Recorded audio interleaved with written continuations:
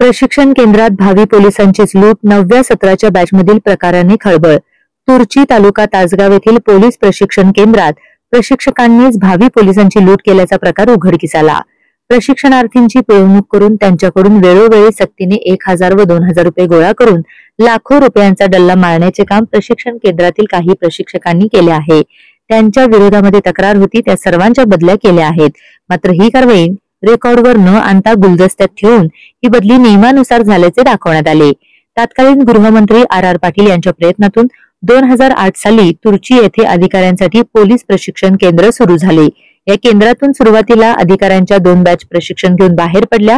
त्यानंतर या ठिकाणी पोलीस शिपाई प्रशिक्षण सुरू झाले। पोलीस शिपायांची सत्र क्रमांक 9 ची बॅच 6 महिन्याचे प्रशिक्षण घेऊन 30 ऑगस्टला बाहेर पडली। मात्र या बॅचच्या विद्यार्थ्यांची पिळवणूक काही प्रशिक्षकांकडून झाल्याची तक्रार संबंधितांनी वरिष्ठांना सांगितली। त्यामध्ये शारीरिक सरावाचा त्रास नको असेल, प्रशिक्षणात सवलती हव्या असतील तर पैशांची मागणी झाली। एखाद्या प्रशिक्षणार्थीने पैसे देत नसेल तर त्याला प्रशिक्षण देताना जाणीवपूर्वक त्रास देण्याचा प्रकार झाल्याचे प्रशिक्षणार्थींकडून बाहेर पडल्यानंतर सांगण्यात आले।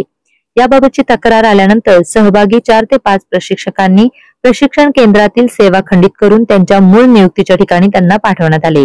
मात्र या बदलीची कारवाई शिक्षाऐवजी रीतसर नियमानुसार झाल्याचे सांगण्यात आले।